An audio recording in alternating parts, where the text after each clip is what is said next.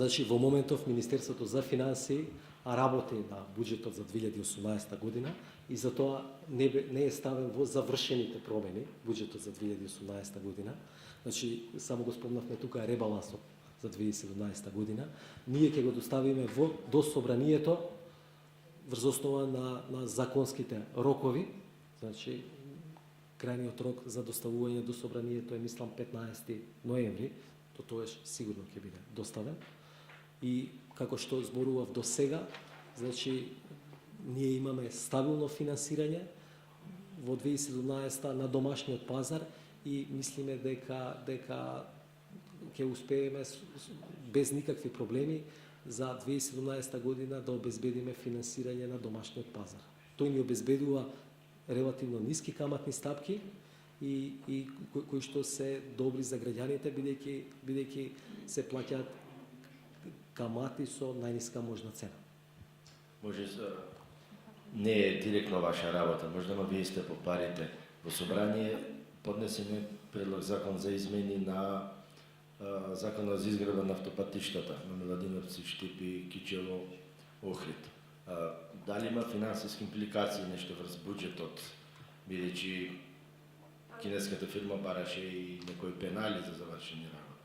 Дали имате некои информации за тоа? Се случува нов анекс договор што излегува информациите, дали тоа евентуално ќе донесе фискални импликации дополнително?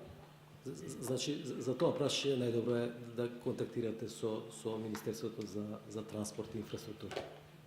Јас имам уште едно прашање. Вие пред 2 месеци објавивте колку должат државните институции и тогаш најавивте дека ќе почнете преговори со Светска банка околу развивање на стратегија како да не се дојдат повторно до една таква ситуација.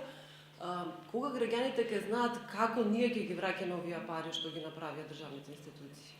Па, вие може да видите дека во ребалансот на буџетот ние започнавме да сервисираме од тие наталожени обврски. И исто така сега работиме на документ, значи на стратегија која што ќе ни покаже како можеме систематски да направиме чистење во наредниот период. И второ, многу поважно, по успехот и на некои по примерот и на некои други земји од регионот, да поставиме механизми дека тоа е можеби и поважно да не се случи во Македонија нешто такво, да се случува да не се дозволи да се случува нешто такво.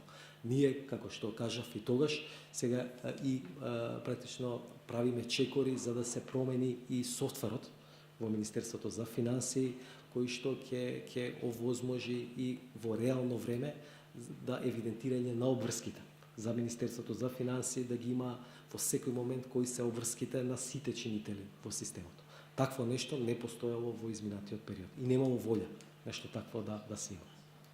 Докаде е постапката за воведување на прогресивен данок, бидејќи беше најавено и бизнисмените пред некое време излегува со барање да се донесат соодветни мерки, бидејќи очекуваат Македонија дека е на правот на рецесија? Министерството за финансии од првиот ден работи на анализа на даночни реформи. Нашиот став е дека кога ќе ги имаме, значи кога практично да отвориме дебата во која што целата јавност ќе може и експертска и широка јавност да ги коментира тие даночни промени и потоа да Македонија да влезе во нивно реализирање. Значи такво нешто, значи прво отварање на дебати ќе може да се очекува до крајот на година. А исто така околу второто прашање, значи ја мислам дека е многу важно тоа што беше промовирано минатата недела од премиерот и вице-премиерот, во кој што Македонија ние како нова влада на многу транспарентен начин беше формулирана, значи, стратегија за поддршка и на странските и домашните предпријатија. Најголеми критики во овие 100 дена, посебно од опозицијата, беше задолжувањето на домашен пазар. Може да сумираме колку до сега од овие 100 дена од кога сте вие министер за финансии беа издадени хартија од вредност на домашен пазар, уште колку планирате до крајот на годината? И уште еднаш сакам да прашам, што е со евроврзницата? Дали до крајот на годината планирате да издадете за следната година во буџетот предвидена за сите трошоци кои што се предвидени? Значи, прво, бидејќи евроврзницата ви е главна. Значи, ние до крајот на годината не планираме да издадеме евроврзница. бидејќи успешно успеваме да се финансираме од домашниот пазар. Ако гледате колку, значи Министерството за финансии во периодот јуни, јули, август, издаде на домашниот пазар харти од вредност во износ од 145 милиони евра, а врати,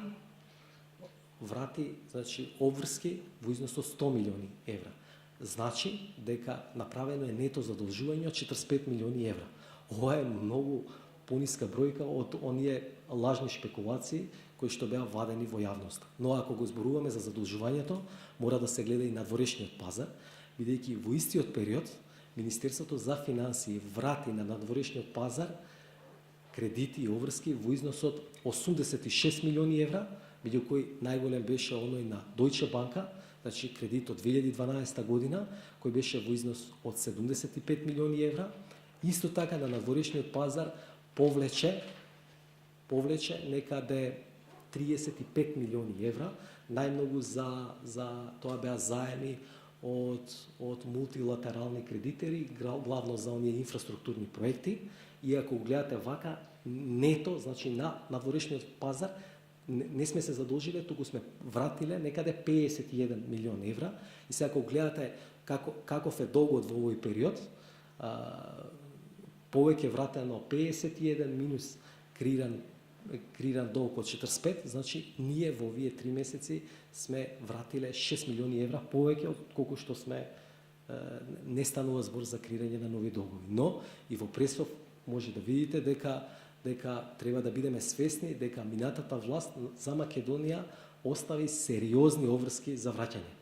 Сериозни обврски, тоа значи дека во јануари 2018 ќе треба да вратиме некаде 90 милиони евра, 2020-2021 година, ако ги гледате заедно, само од главниците на две евроврзници треба вратиме 770 милиони евра плюс камати. Тоа значи дека Министерството за финансии никогаш и ќе мора повеќе да се задолжува. Но најбитно е, за да врати вакви стари долгови, но најбитно е дека ние успеваме да се финансираме поевтино со пониски каматни стапки од колку што ги враќаме кредитите. Тоа е едно. Второ, се сеќавате, порано зборувавме за зависност од задолжување, имаше 4 аукции месечно, најчесто ние ги намаливме аукциите, тоа значи дека ние имаме кредибилни проекции внатре, Министерството за финансии е сигурно во тоа што го работи и така успеваме со само 2 аукции редовно да ги сервисираме сите потреби на државата.